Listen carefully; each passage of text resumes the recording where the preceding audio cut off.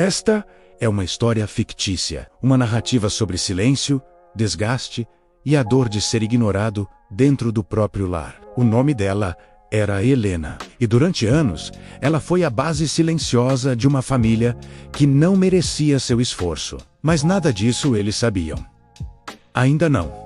Helena vivia como a sombra da casa. Acordava todos os dias às 5 da manhã. O despertador tocava baixinho, um som discreto para não incomodar ninguém. Ela se levantava com as costas doloridas, os pés latejando, mas sem reclamar. Cada movimento era um esforço silencioso. Colocava água para ferver no fogão antigo, preparava o café forte, do jeito que o pai gostava. Arrumava a mesa com pão fresco, manteiga, geleia, mas quase nunca sentava para comer. O tempo era curto e a fome ela aprendeu a ignorar. Enquanto calçava os sapatos gastos para sair, o pai descia as escadas, arrastando os pés e resmungando.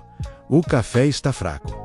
Era a primeira frase que ela ouvia no dia. Nenhuma bom dia, nenhum obrigado. A mãe, sempre com uma nuvem de amargura sobre a cabeça, dizia, sem olhar para ela: "Vai se atrasar de novo. Você nunca aprende." A frase pairava no ar como uma condenação.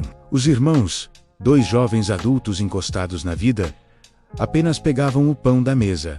Nem sequer olhavam para ela. Iam embora como se a mesa tivesse se arrumado sozinha, como se a comida tivesse aparecido por mágica. Para eles, Helena era apenas parte da mobília.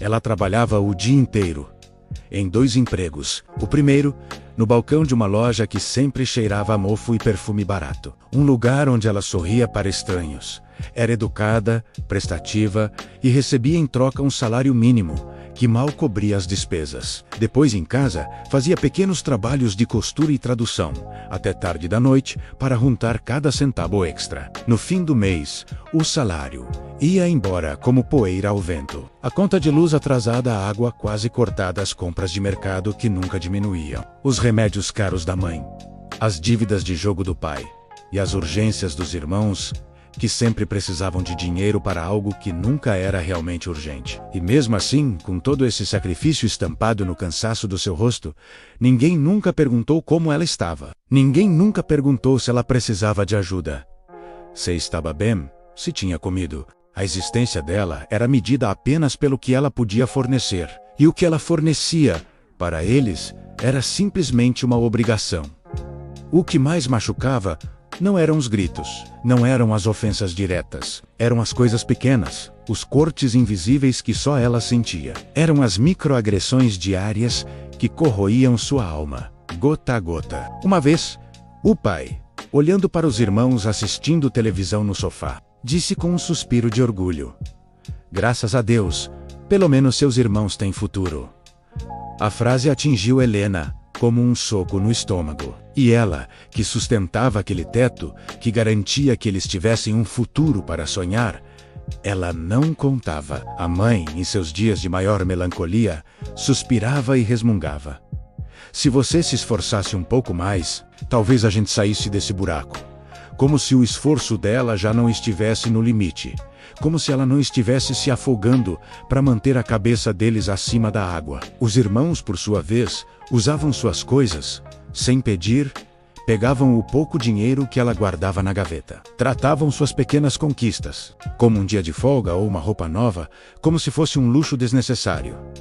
Uma obrigação dela abrir mão de tudo. Helena era boa demais para aquela casa. E exatamente por isso, era invisível. Sua bondade era sua maldição. A capa de invisibilidade que a impedia de ser vista como uma pessoa. A noite da ruptura chegou sem aviso. Chovia forte. Uma daquelas tempestades que parecem querer lavar o mundo. Helena desceu do ônibus encharcada, abraçada a 2 sacolas pesadas de supermercado. O plástico fino quase rasgando, os braços doendo com o peso. Quando finalmente conseguiu abrir a porta de casa, ouviu risadas, muitas risadas. A família inteira estava na sala de jantar. A mesa, que ela mesma havia limpado pela manhã, estava cheia. Pratos fumegantes, copos cheios, conversas vivas, como se fosse um dia de festa.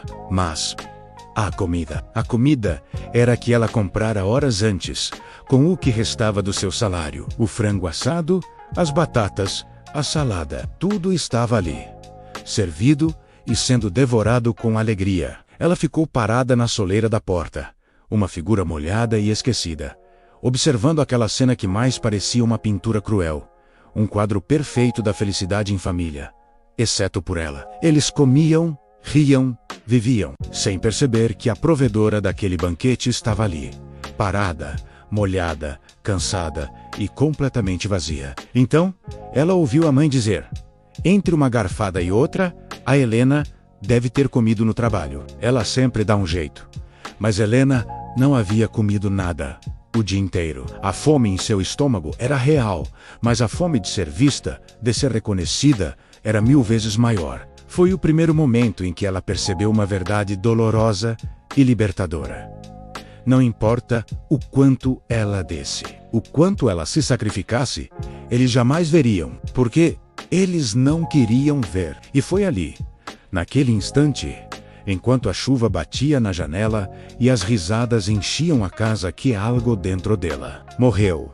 A esperança, a paciência, o amor incondicional, tudo se desfez. Em silêncio, Helena deu as costas para a sala de jantar.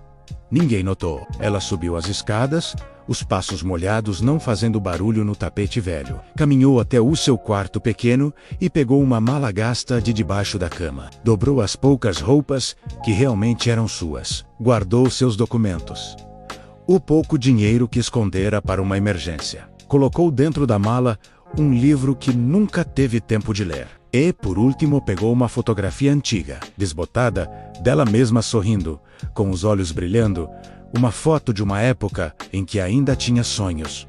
E então, saiu, sem deixar bilhete, sem derramar uma lágrima, sem olhar para trás.